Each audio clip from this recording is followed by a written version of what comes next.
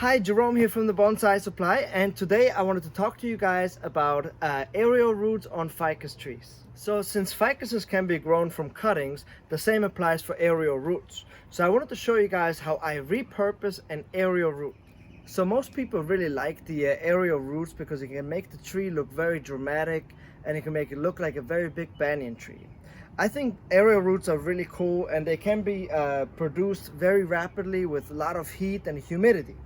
But aerial roots on the other side also can create some problems. Like on my willow leaf ficus, this tree has been in my collection for over 10 years now, but the tree is well over 30 years old and has been in training for a very long time.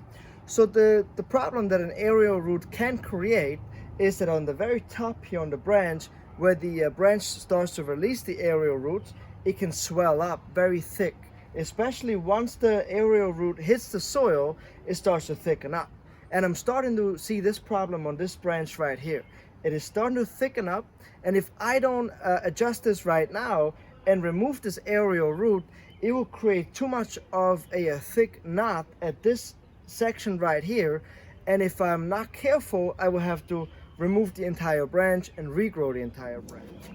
So before this aerial root continues to thicken and start to cause problems, I'm going to have to go ahead and remove this aerial root. But the good news is that I have another one just next to it that can replace the first one. Now, since ficuses grow really well from cuttings, so do the aerial roots, I can actually repurpose this aerial root.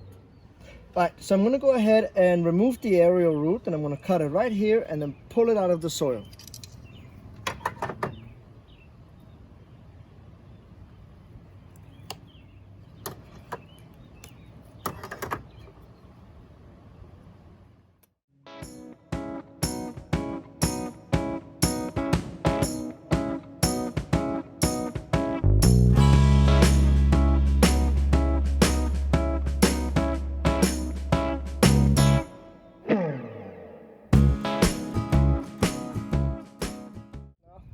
Alright, so the nails that I pulled out of the aerial roots, those were just little pins to keep the aerial root in place. But now I don't need those any longer, so I just removed those.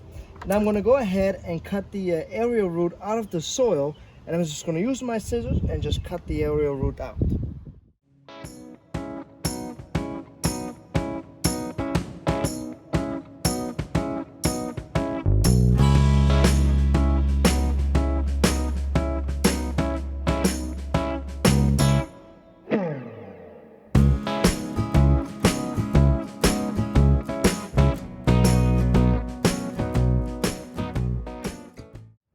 So once I cut out the aerial root, I did not disturb the roots, just in a small section over here, but I filled it back in with soil, so it's not a big deal at all. I did not disturb the tree. The tree didn't even realize that this just happened.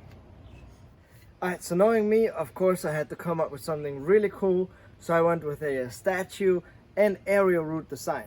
So this is what I came up with. This is Bruce Lee. It's a clay statue, and he is fighting an aerial root or maybe a snake. So I hope that you guys enjoyed my little tip of how to repurpose an aerial root. So now whenever you see an aerial root on one of your trees that you might not like as much, you can repurpose it and turn it into something cool, just like I did today. So please let me know what you guys think, how I did on repurposing my aerial root. Please make sure that you guys subscribe to our YouTube channel, and I will catch you guys next time.